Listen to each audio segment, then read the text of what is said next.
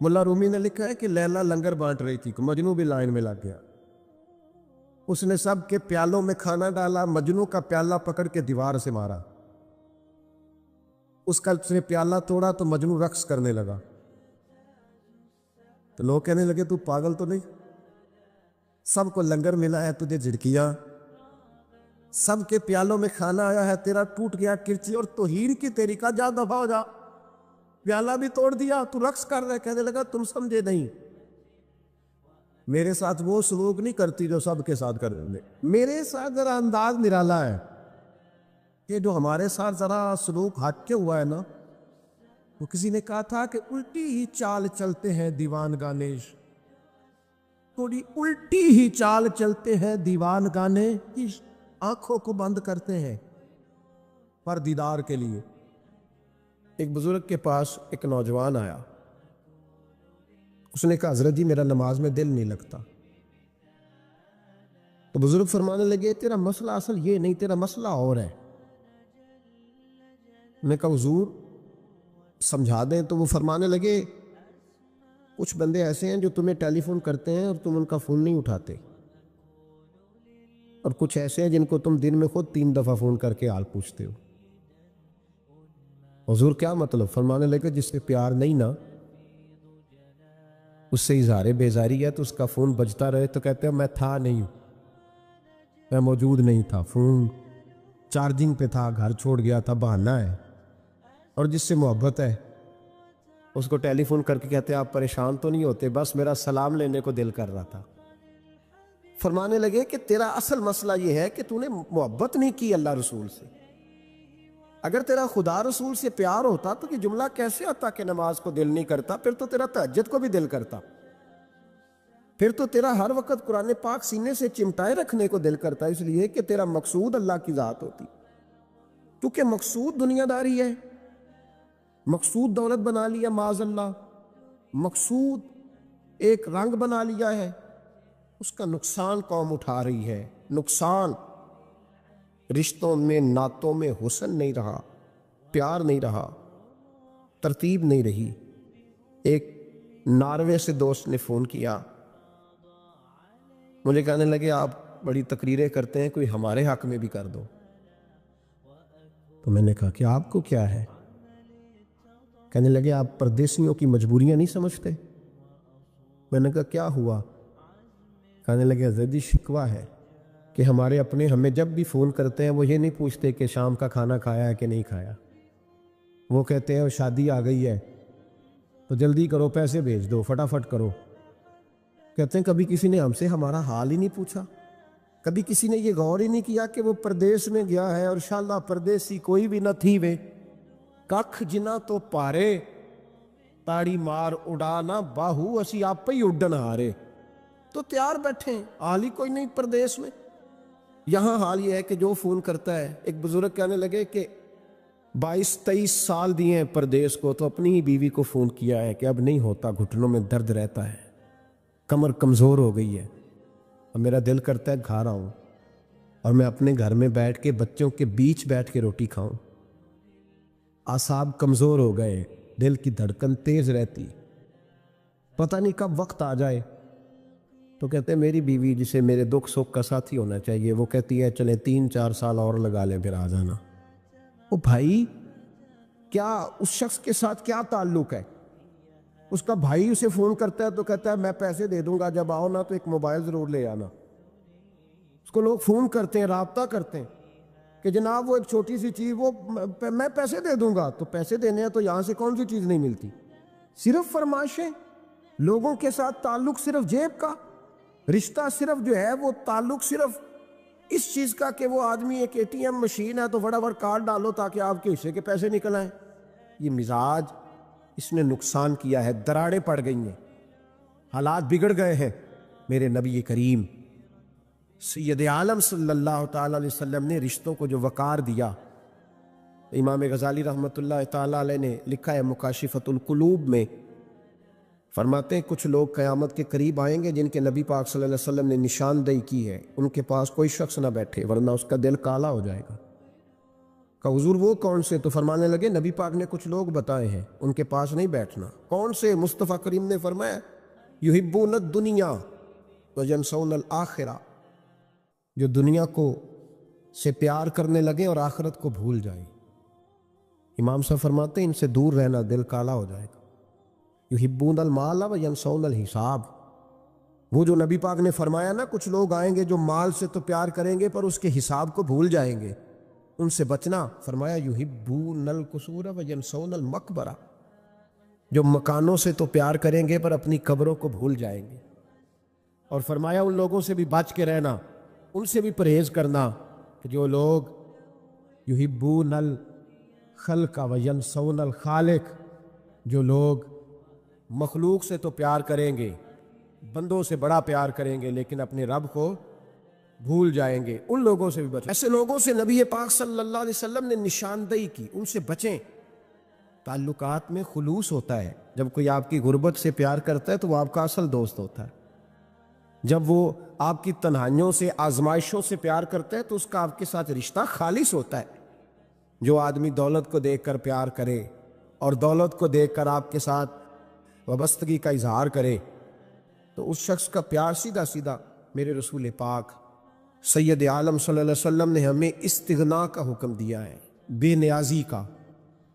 یہ دنیا داری میں الجھنا، دنیا کے بن کے جینا، دنیا کے ہو کے رہنا، آپ یقین کریں سارے رشتے، میں نے سعودی عرب میں پیر دیکھے، پیر مریدوں کی لسٹیں لے کے جاتے، ان کو ٹیلی فون ہوتا ہے تمہارے پیر صاحب آ گئے ہیں، تم بھی پہنچ جاؤ، ٹھنڈی بوتلیں لے آنا آتی دفعہ۔ وہاں وزن اٹھایا نہیں جاتا واپسی پہ۔ ہمارے کئی سنگی ناراض ہو گئے، حضرت آپ آتے ہیں تو آپ بتاتے نہیں، تو میں کہتا ہوں یہاں بھی یہی کام کرنا ہے، ہم تو اپنے گناہوں کی معافی لینے آئے، تو ہم جس کام آئے ہمیں کرنے دو، کیوں الجھاتے ہو؟ وہاں جا کے بھی جہاں خالصتاً انسان کا رجوع اللہ کا وقت ہے، وہاں بھی وہی حالات پیدا ہو گئے، ہر طرف دنیا داری۔ اور یہ پیروں کی بات کرتا ہوں تو آپ بڑے مسکراتے ہیں، میں نے بڑے بڑے مفت خورے دیکھے ہیں، بڑے بڑے، یہ ہر طبقے میں ہوتے ہیں، ہر طبقے میں۔ ایک صاحب مجھے ایئرپورٹ پہ ملے، کہنے لگے جی کتنے دن رہا ہوں، ماشاءاللہ ایک دن بھی روٹی جیب سے نہیں کھائی۔ میں نے کہا بڑے کامیاب ہو کے آ رہے ہیں آپ، یہ تو بات باعث فخر ہے، جا کے کسی اخبار میں فوٹو چھپاؤ۔ کہنے لگے جی بڑے دوست، بڑے سنگی، بڑے بد، کوئی ادھر سے کوئی چیز لے کے آ رہا ہے ادھر سے۔ تو میں نے کہا یہ کوئی فخر والی بات ہے، کوئی بتانے والی بات ہے؟ تلہ کی بڑا ہے جی، یہ مفت خوری کا مزاج، اور توجہ رکھنا کہ اب اس سے مجھے کیا مل سکتا ہے، اور اگر کوئی نہیں لے کے آیا واپس گیا تو شکوہ کرنا، دیکھو چل کے آ گیا، اس کو خبر ہی نہیں کہ جاتے دفعہ چلو بندہ 6 بوتلیں لے جائے، کیا فرق پڑتا ہے؟ یہ کمزور ذیل ہے، یہ دنیا داری ہے، یہ نفس پرستی ہے، یہ پیسے کی غلامی ہے۔ میرے نبی پاک صلی اللہ علیہ وسلم نے فرمایا جو رب کے بندے ہوں گے ان کے قیامت کے دن چہرے چمک رہے ہوں گے۔ تو یا رسول اللہ صلی اللہ علیہ وسلم اس کے علاوہ بھی کچھ بندے ہیں؟ فرمایا لعن عبد الدنیا وعبد الدرہم، فرمایا کچھ دنیا کے بندے ہیں، کچھ درہم کے بندے ہیں، ترجمہ یوں کر لو کچھ ڈالروں کے بندے ہیں۔ یہ حدیث مشکات میں موجود ہے، ڈالر کے، ریال کے، لاکھ کے، کروڑ کے بندے۔ حضور وہ کون ہے؟ فرمایا لعن عبد الدنیا وعبد الدرہم، جو دنیا کا اور دولت کا بندہ بنے وہ لعنتی ہے، ملعون ہے۔ یہ خدا کا بندہ رہا ہی نہیں، یہ پیسوں کا بندہ بن گیا ہے، دولت کا بندہ بن گیا ہے، اس کا معیار بدل گیا ہے۔ حضرت سالم بن عبداللہ بن عمر، حضرت عمر فاروق کے پوتے تھے، کعبے کا طواف کر رہے تھے، طواف مکمل ہوا، 8واں استلام کر کے مقام ابراہیم کے پاس نماز پڑھنے لگے تو خلیفہ وقت کا آ گیا، گورنر۔ السلام علیکم کے بعد اس نے فوراً بات چھیڑی، کہنے لگا حضور کوئی حکم ہو تو بتائیے گا۔ تو آپ کہنے لگے تو بڑا ہی بیوقوف ہے یار، تجھے کس نے گورنر بنایا؟ بڑا تو بیوقوف ہے، تجھے تو سلیقہ ہی نہیں بات کرنے کا۔ حضور کیا ہوا؟ فرمانے لگے خدا کے گھر میں آ کے اور کعبے کے سامنے کھڑے ہو کے میں بندوں سے سوال کروں، یہاں آ کے بھی بندوں سے مانگوں، تو بڑا ہی بیوقوف ہے۔ سامنے اس کا گھر ہے، سامنے اس کا گھر ہے بیت اللہ اور حجر اسود اور مقام ابراہیم اور مقام ملتزم، اور یہاں بھی میں بندوں سے مانگوں؟ کہتا ہے مجھے بھی کبھی کسی نے ڈانٹا نہیں تھا، میرے بھی پیروں تک پسینہ نکل گیا، تو میں مسجد الحرام سے باہر نکل کے، یوں سمجھ لیں کہ جب لوگ باب عبدالعزیز سے یا باب فہد سے باہر آ جاتے کہتے ہیں باہر نکل کے نا میں کھڑا ہو گیا، میں نے کہا چلو فارغ ہو کے آتے ہیں تو بات کرتا ہوں۔ حضرت فارغ ہو کے آئے تو میں نے کہا حضور اب تو بیت اللہ سامنے نہیں، اب بھی کوئی سوال کرے؟ تو فرمانے لگے اچھا ضروری ہے؟ کہا حضور ضروری ہے۔ تو فرمانے لگے چل پہلے بتا تجھ سے دین مانگوں کہ دنیا مانگوں، بول۔ تو کہنے لگا حضور میرے پاس تو دنیا ہی ہے، دین تو آپ کے پاس ہے۔ جب یہ جواب دیا تو حضرت سالم چلنے لگے اور چلتے چلتے فرمانے لگے جا اپنا کام کر، دنیا تو میں نے اس سے کبھی نہیں مانگی جس نے دنیا بنائی ہے، میں نے اس سے نہیں کبھی مانگی، تو تو کیا حیثیت رکھتا ہے؟ میں نے تو اس سے بھی جب بھی مانگا ہے یا اس کا قرب مانگا ہے یا اس کے رسول کی غلامی مانگی ہے، تو اس سے نہیں مانگتا جس نے بنائی ہے، تو کیا دے سکتا ہے؟ تیری کیا حیثیت ہے؟ تو بھائی ان لوگوں نے قریب پھٹکنے نہیں دیا، ان کے قریب یہ چیز آئی نہیں، بے نیاز لوگ تھے، توجہ ہی نہیں تھی۔ حضرت محبوب سبحانی غوث اعظم شیخ عبد القادر جیلانی رضی اللہ تعالیٰ عنہ، آپ ایک کاروبار بھی کرتے تھے، تو آپ کا کچھ مال آ رہا تھا جہاز کے ذریعے، ایک بندے نے خبر دی کان میں حضور جہاز ڈوب گیا، فرمانے لگے الحمدللہ الحمدللہ۔ ڈوب گیا جناب، یہاں جہاز ڈوب جائے تو بندہ بھی ڈوب جاتا ہے۔ کہتے ہیں صاحب انتقال کر گئے، 10 لاکھ کا نقصان ہو گیا تھا، مال ڈوب گیا پورا جہاز ہی، فرمایا الحمدللہ، اور تم نے جلدی کی خبر دینے میں سبق پڑھا رہا تھا، کیوں مجھے دخل اندازی دی تم نے میرے کام میں، کیوں دخل اندازی کی؟ سب الحمدللہ۔ تھوڑی دیر کے بعد اس نے پھر کان میں کہا حضور وہ غلط خبر تھی، جہاز بچ گیا، فرمانے لگے الحمدللہ۔ پھر شاگردوں سے کہنے لگے میرا چہرہ دیکھ رہے تھے پہلی خبر کے بعد بھی، اس خبر کے بعد بھی؟ کہ حضور دیکھ رہے تھے۔ فرمایا کوئی تبدیلی تو نہیں آئی؟ کہ حضور نہیں۔ فرمانے لگے شکر الحمدللہ، رب نے میرا دل دولت سے نہیں جوڑا، اپنی ذات کے ساتھ جوڑ کے رکھا ہوا ہے، تبدیلی تو نہیں آئی۔ یہاں تو ٹینشن ہی ٹینشن ہے، ڈپریشن ہی ڈپریشن، اور بات کس کی ٹینشن ہے؟ پیسے کوئی نہیں، دولت کوئی نہیں، کوئی چکر چل جائے نا کبھی، اس سے بھی کبھی پوچھ جس کے پاس ہے، وہ تجھ سے زیادہ غریب ہے، اس سے کبھی پوچھ، وہ تجھ سے زیادہ آزمائش میں ہے۔ غریب شہر تو فاقوں سے مر گیا، لیکن امیر شہر نے ہیرے سے خودکشی کر لی، اس کو بھی تو پوچھ اس کا کیا حال ہے۔ دانش منداں دا کم نہیں، دل دنیا نہ لانا، اس ووٹی کئی خامد کیتے، تو جو کیتا سو کھانا۔ یہ تو کام ہے اس کا، بڑے آئے بڑے چلے گئے، بڑے آئے بڑے نکل گئے، توجہ ہی نہیں، مزاج ہی نہیں۔ حضرت مولا علی شیر خدا، علی المرتضیٰ، امام الاولیاء، صاحب صدق و صفا، داماد مصطفیٰ صلی اللہ علیہ وسلم، اسد اللہ، حضرت علی شیر خدا رضی اللہ تعالیٰ عنہ کوفے کے چوک میں کھڑے تھے، تو کہہ رہے تھے یار میری نہ طامت پرانی ہو گئی ہے، یہ میں نے زرہ بیچنی ہے، کوئی بندہ مجھ سے خرید لو تاکہ میں نئی طامت لے لوں۔ تو ایک بندہ کان میں کہنے لگا حضور طامت کے پیسے بھی نہیں؟ فرمانے لگے پیسوں کو چھوڑ، علی کا سینہ دیکھ، اللہ نے ایمان کی دولت سے بھرا ہوا ہے، پیسے اہمیت نہیں رکھتے، ان کی وہ اہمیت نہیں جو دنیا نے بنا لی ہے۔ فرمایا ضرورت نہیں تھی، اب ذرا احساس ہوا ہے کہ زیادہ ہی پھٹ گیا ہے، پردہ نہیں صحیح طرح پورا کرتا، تو میں نے کہا چلو زرہ بیچ کے نیا لے لے۔ ضرورت نہیں، مزاج نہیں، طبیعت نہیں، انہوں نے ماحول نہیں بنایا، ہمارے تو حد ہو گئی، اتنا بری حالت ہے کہ ناقابل برداشت۔ حضرت عمر فاروق رضی اللہ تعالیٰ عنہ، صحابہ نے مسجد نبوی میں بیٹھ کے میٹنگ کی، عمر کی تنخواہ بڑی تھوڑی ہے مال غنیمت میں سے، اب تو عمر کے پوتے بھی ہیں، نواسے بھی ہیں، رشتہ داریاں بھی ہیں، تعلق بڑھ گئے ہیں، اور عمر فاروق بوڑھے بھی ہو گئے۔ میٹنگ ہو رہی مسجد میں، اس طرح کریں کہ عمر کا کچھ تھوڑا سا مشاعرہ، کچھ تنخواہ، کچھ خدمت، کچھ وظیفہ بڑھا دے۔ بات طے ہو گئی، جب مکمل ہو گئی تو کہنے لگے یہ بتاؤ شیر سے بات کس نے کرنی ہے؟ ادھر جائے گا کون؟ پہلے اس کا نام تو بتاؤ، وہاں جائے گا کون؟ تو انہوں نے کہا یہ تو ہم نے سوچا ہی نہیں، بات تو بڑی تگڑی ہے، عمر سے کون بات کرے گا؟ یہاں جتنا مرضی تگڑا پیر ہو، آپ نذرانہ لے کے جائے، مسئلہ ہی کوئی نہیں۔ ابھی کسی کو کہنا پڑا ہے تو کہتے ہیں جناب کون بات کرے گا؟ تو ایک صحابی کہنے لگے کہ حضرت عمر رضی اللہ تعالیٰ عنہ کی جو صاحبزادی ہیں نا، حضرت حفصہ رضی اللہ تعالیٰ عنہ، وہ ام المومنین بھی ہیں، حضور علیہ السلام کی زوجہ ہیں، مومنوں کی ماں ہیں، ان سے کہتے ہیں، اور ان کے والد بھی ہیں۔ تو تو حضرت حفصہ سے کہا تو جناب حفصہ چل کے گئیں حضرت عمر کے پاس، جا کے کہا ابا جی ایک بات کرنی تھی۔ انہوں نے کہا بیٹے کرو، تو ان کو بھی پتا تھا نا جاہو جلال کا۔ کہنے لگے ابا جی مسجد نبوی میں صحابہ کی میٹنگ ہوئی ہے، ایک ہی محلے میں ایک ہی شہر میں لوگ رہتے ہیں تو ایک دوسروں کی خرچوں کا ضروریات کا پتہ ہے۔ کہتی ہے میں نے پس منظر سارا کر کے بات کی، میں نے کہا سب کو پتہ ہے کہ آپ کے خرچے بڑے بڑھ گئے ہیں، تو مجھے نا انہوں نے حضور کی زوجہ سمجھ کے، قابل احترام سمجھ کے میری ذمہ لگایا ہے کہ تھوڑے سے پیسے آپ کے بڑھانے ہیں۔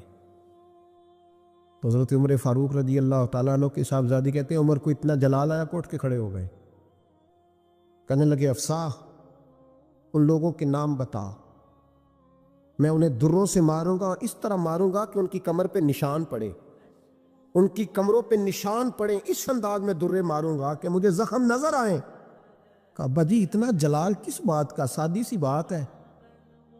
تو سیدنا عمر فاروق رو پڑے، کہنے لگے سادی سی بات ہے، میرے لیے مسجد نبوی میں بیٹھ کر میٹنگ ہوتی رہی کہ عمر کو دولت دینی ہے، لوگوں نے یہ مجھے سمجھ لیا ہے، مسجد نبوی میں بیٹھ کر میرے لیے یہ میٹنگ ہوتی رہی کہ عمر کو پیسے دینے ہیں، اس کو دولت کے ساتھ ہم نے نواز رہا، مسجد نبوی میں میرے لیے کس کو یہ جرت ہوئی؟ فرمایا حفصہ کاش کہ تو میرے پاس پیغام لے کے نہ آتی، کوئی اور آتا اور پھر میں اسے دروں سے مارتا۔ حضرت حفصہ کہتی ہے میں خاموش ہوئی تو میری طرف دیکھ کے فرمانے لگے بتا نا، تو نبی پاک کے گھر میں رہتی تھی، میرے مصطفیٰ کا طریقہ کیا تھا، کرنا بات اس طریقے پہ میرے ساتھ گفتگو کر۔ تو حضرت حفصہ کہتی میں رو پڑی، میں نے کہا ابا جی غلطی ہو گئی، آئندہ نہیں کروں گی۔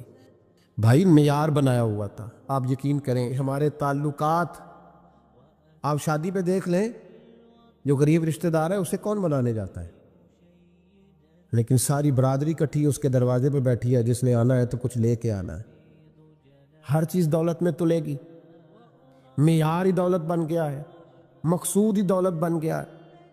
اس پیسے نے، اس دنیا داری نے، دنیا دار پجاری زردے کتے اندے گل ٹلی ہو، اتنا سخت رویہ لوگوں نے اپنا لیا، رشتوں کا تقدس نہیں رہا۔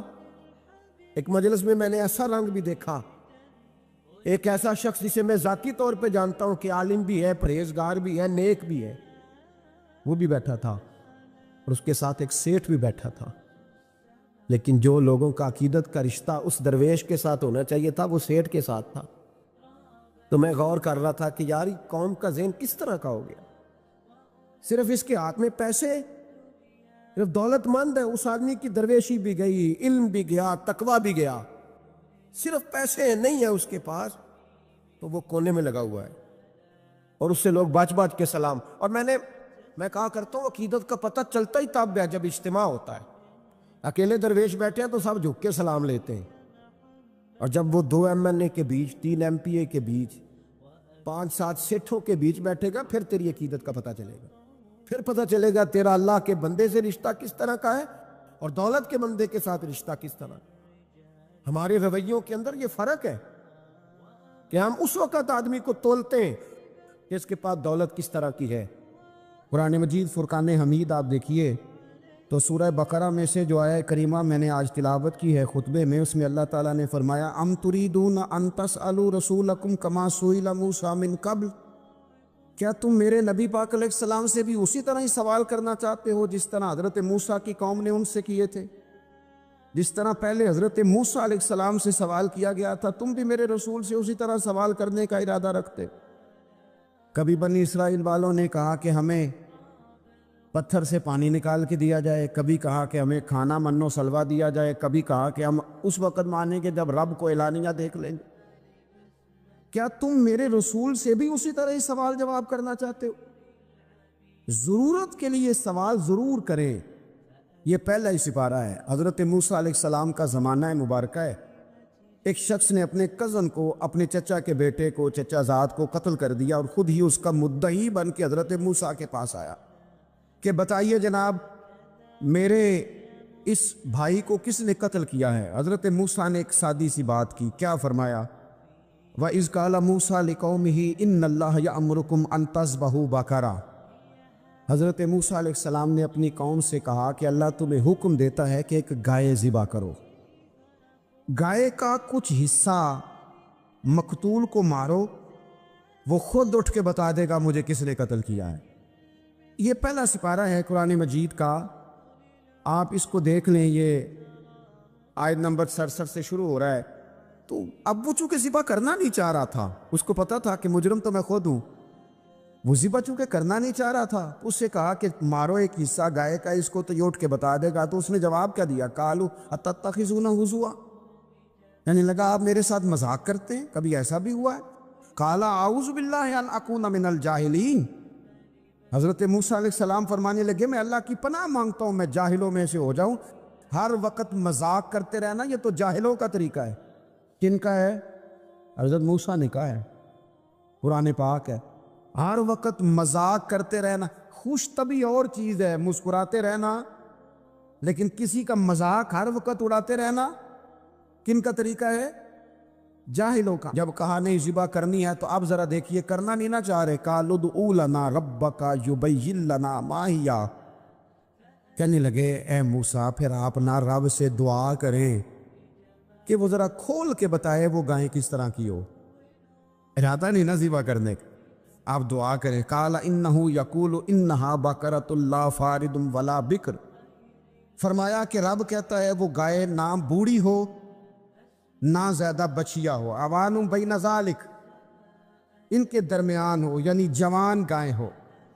فافعلوا ما تؤمرون، کرو جس کا تمہیں حکم دیا جا رہا ہے۔ قالوا ادع لنا ربک یبین لنا ما لونھا، لو اگلی بات سن لو، کہنے لگے آپ دعا کریں رب سے کہ وہ کھول کے بتائے اس کا رنگ کس طرح کا ہو، رنگ بتائیں کس طرح کا ہو۔ قال انہ یقول انہا بقرۃ صفراء، فرمایا رب فرماتا ہے کہ صفراء رنگ کی ہو، یعنی گہرے زرد رنگ کی ہو۔ یہ رب فرماتا ہے اس طرح کی گائے ذبح کرو۔ فاقع لونھا تسر الناظرین، اور جب کوئی اسے دیکھے تو اسے اچھا بھی لگے، آنکھوں کو اچھی لگے وہ گائے، اس طرح کی گائیں ذبح کرو۔ لو اتنی باتیں بتا دی۔ قالوا ادع لنا ربک یبین لنا ما ہی، کہنے لگے نہیں آپ پھر دعا کریں اللہ ذرا کھول کے بتائے گائیں کس طرح کی ہو۔ ان البقرہ تشابہ علینا، ہمیں ذرا گائیں پر شبہ پڑ گیا ہے کس طرح کی ذبح کرنی چاہیے۔ وَإِنَّا انشاءاللہ لمہتدون، اگر اللہ نے چاہا تو ضرور ہم ہدایت پا جائیں گے۔ پھر اللہ تعالیٰ نے فرمایا کہ قال انہ یقول انہا بقرۃ لا ذلول تثیر الارض، گائیں اس طرح کی ہو کہ وہ کبھی کھیتی میں نہ چلائی گئی ہو، یعنی اس کو کبھی کام نہ اس سے لیا گیا ہو۔ بیل کو لوگ لگاتے تھے نا، جو کام آج ٹریکٹر سے لیا جاتا ہے وہ گائے بیل سے لیا جاتا تھا، تو وہ کھیتی باڑی کے کام نہ اس کو لگایا گیا ہو، ولا تسقی الحرث، اور نہ اس سے پانی نکالا گیا ہو، نہ کھیت چلانے ہل چلانے میں لگائی گئی ہو، اور وہ جو کنواں ہوتا تھا جس کے گرد گائیں گھومتی تھی، تو کہا وہ بھی کام اس نے نہ کیا ہو گائے نے۔ مسلمۃ لا شیۃ فیہا، وہ ہر عیب سے پاک ہونی چاہیے۔ قالوا الآن جئت بالحق، اب کہنے لگے اب آپ صحیح بات لے کے آئے ہیں، اب سوال ختم ہو گئے نا، کہنے لگے اب آپ بات فذبحوہا، انہوں نے ذبح کر دی، وما کادوا یفعلون، پر ایسا کرتے نظر آتے، لگتا نہیں تھا کریں گے ذبح پر ذبح۔ اچھا یہ گائیں پھر ملی کیسے؟ امام خازم کہتے ہیں کہ ایک نیک آدمی تھا، اس کا آخری وقت آ گیا تو اس کے پاس جو کل جمع پونجی تھی وہ ایک بچیا تھی، گائیں کی بچی، بچیا ویڑی، اس کے پاس وہ ایک بچیا تھی صرف۔ تو اس نے اس طرح کیا کہ اس کی گردن پر ایک مہر لگائی، اللہ کے نام پر بطور امانت اس نے اس کو جنگل میں چھوڑا، کہ یا اللہ میرا بیٹا ایک ہی ہے وہ بھی چھوٹا ہے، اس کی حفاظت کرنا اور میرے بیٹے کو پہنچا دینا۔ بچہ بالغ ہو گیا، اس کی ماں نے کہا بیٹا جو امانتیں رب کے پاس رکھوائی جائیں نا ان میں خیانتیں نہیں ہوا کرتی، جا جا کے جنگل میں آواز دے تیری گائے واپس آ جائے گی۔ اس نے جا کے جنگل میں آواز دی کہ وہ جو میرے باپ نے امانت رکھوائی تھی وہ کدھر ہے؟ وہ نشان لگی ہوئی گائیں دوڑتی ہوئی اس کے پاس آئی۔ واللہ خیر الرازقین، جب رب بندوبست کرے جب اللہ بندوبست کرے تو پھر معاملہ اور ہوتا ہے۔ وہ گائے آ گئی، اب اس نے کیا کیا اس نوجوان نے کہ وہ گائے گھر لایا، ماں سے آ کے کہا کہ اماں یہ تو اللہ نے فضل کر دیا۔ ماں کہنے لگی پتر حالات ہمارے خراب ہیں، منڈی میں لے جا اسے بیچ دے، لیکن سودا میری مرضی کے بغیر طے نہ کرنا۔ کس کی مرضی کے بغیر؟ کس کی؟ اماں کی مرضی۔ اور سنو یار، تھے کچھ لوگ جن کو لوگوں نے تانے بھی دیے کہ تم ماں کے پیچھے لگ گیا ہے، لوگوں نے بڑا کچھ کہا، پر جو ماں کی مرضی پہ لگے ناکام نہیں ہوتے زندگی میں۔ یہ دیکھو ماں کی مرضی پہ لگا، اس کی قیمت کتنی تھی گائے کی؟ بڑی مہنگی تھی، پر 3 دینار کی تھی۔ منڈی میں لے گیا، 3 دینار اس کی قیمت لگ گئی۔ تو ماں نے کہا تھا میری مرضی کے بغیر سودا نہ کرنا۔ اب بچے تو نہیں نا مانتے، اماں کو کیا پتا باہر بزنس کیا ہے، لین دین کیا ہے، پر ماں نے کہا تھا میری مرضی۔ بندہ دے رہا ہے اسے 3 دینار، اس نے کہا جی میں نے طے تب کرنا ہے، ڈن تب کرنا ہے، پہلے اماں سے پوچھنا ہے۔ گھر جا کے اماں سے پوچھا، اماں کہنے لگی دے دے۔ واپس آیا تو اس نے کہا کہ میں 6 دینار دیتا ہوں پر میری شرط ہے، ماں سے نہیں پوچھنا۔ اس نے کہا تو 12 بھی دے، ڈن تب بھی ہونا ہے جب اماں نے کہنا ہے۔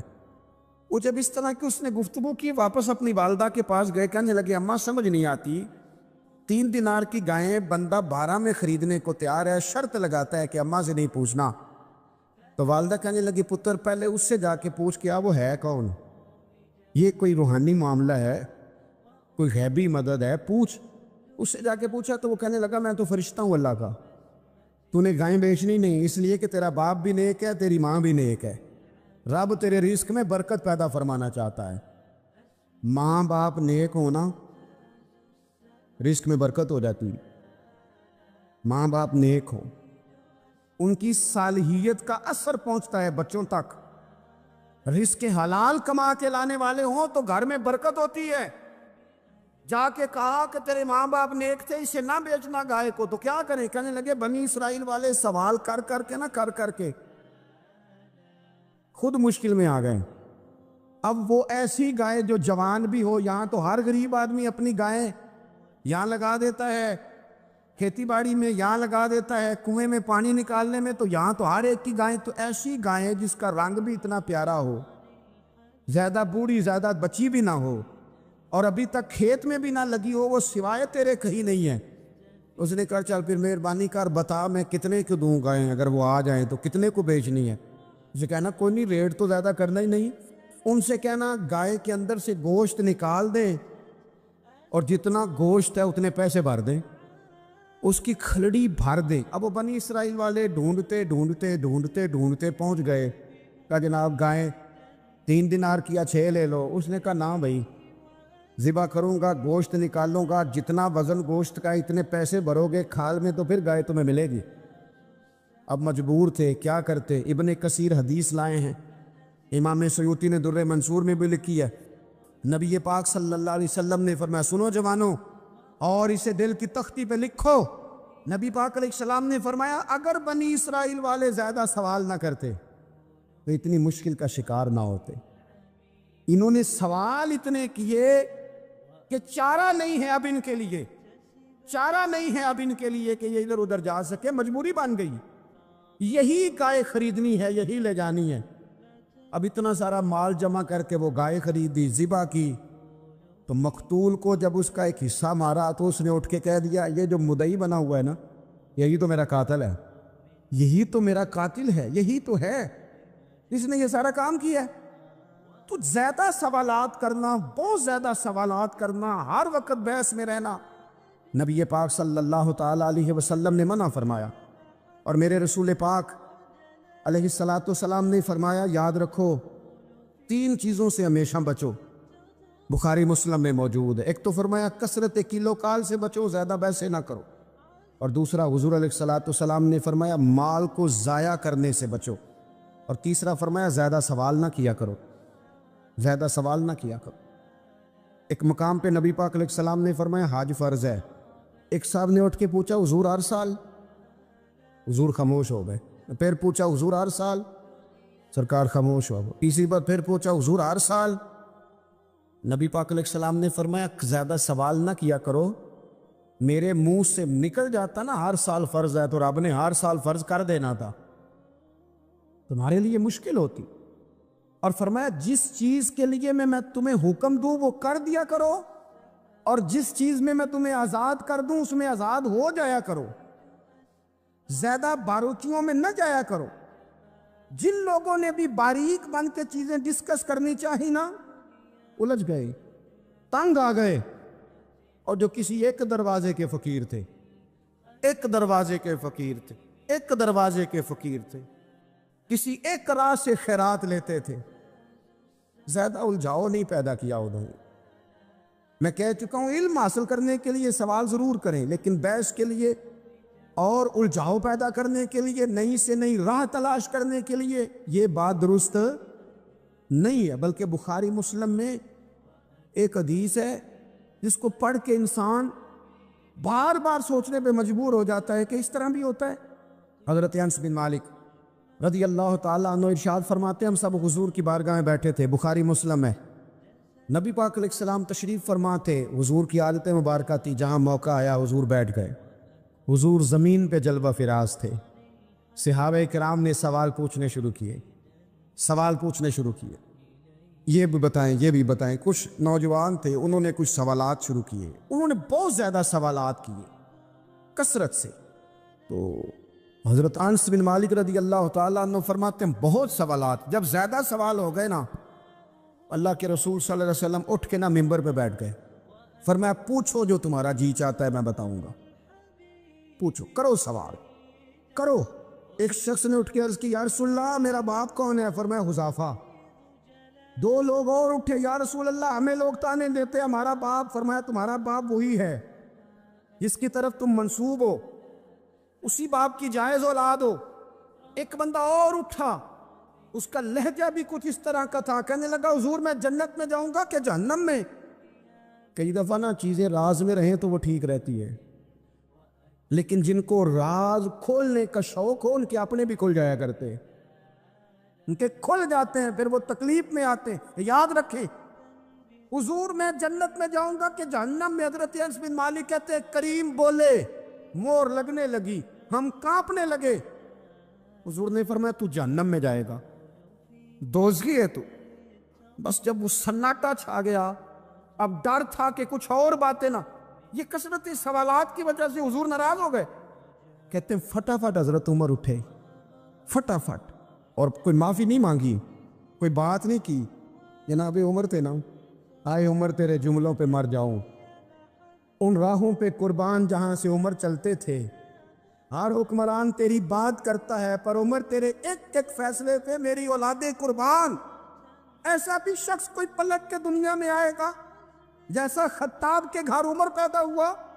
حضرت فاروق اعظم اٹھے، یوں ہاتھ باندھے، رو پڑے، کہنے لگے نہ حضور نہ، رضیت باللہ ربا وبالاسلام دینا وبسیدنا ومولانا محمد نبیا ورسولا. حضور ہم بڑے راضی ہیں کہ اللہ ہمارا رب ہے، سونیا بڑے راضی ہیں کہ دین ہمارا اسلام ہے. یا رسول اللہ ہم بڑے راضی ہیں کہ اللہ نے آپ کو ہمارا نبی بنا کے بھیجا ہے.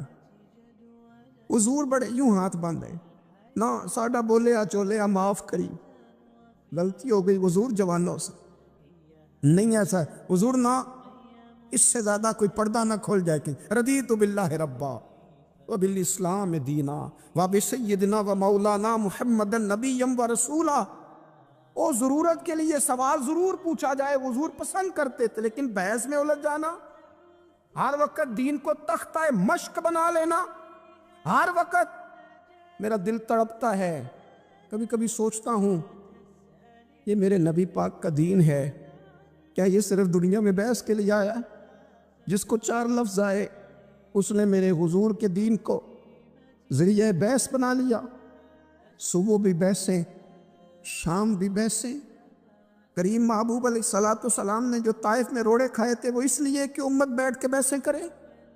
اس لیے امام علی مقام نے سارا گھرانہ کربلا میں دے دیا کہ تم بحثیں کرو. عمل کب کریں گے؟ کرو بحث، صبح بھی کرو، ہر بندہ کرے، مولوی بھی کرے، مفتی بھی کرے، مناظر بھی کرے. اور چلو علماء تو کبھی اعلاء کلمت الحق کے لیے کوئی گفتگو کر بھی لے. ہر چوک چوراہے میں بحث، ہر جگہ مناظرہ. خدا را بلا ضرورت تو چھوڑ دے، بلا وجہ تو چھوڑ دے، کبھی تو مان کر چلنے کا مزاج بنا لے، کبھی تو قبول کر لے۔ یا رسول اللہ رضیت باللہ ربا وبالاسلام دینا وبسیدنا ومولانا محمد نبی و رسولا۔ حضور بڑے راضی ہیں کہ اللہ ہمارا رب ہے، اسلام ہمارا دین ہے، آپ ہمارے نبی ہیں۔ حضور ہم بڑے ہی راضی ہیں، ہم پر کرم نوازی ہو جائے۔ حضور نے فرمایا عمر بیٹھ جا، اللہ تیرے اوپر رحم فرمائے۔ عمر بیٹھ جانا، رب تیرے اوپر رحم فرمائے۔ اور پھر فرمایا عمر یہ رب نے تجھے ہی توفیق دی ہے، یہ تجھے توفیق ملی ہے، تو اتنی زیادہ بحثیں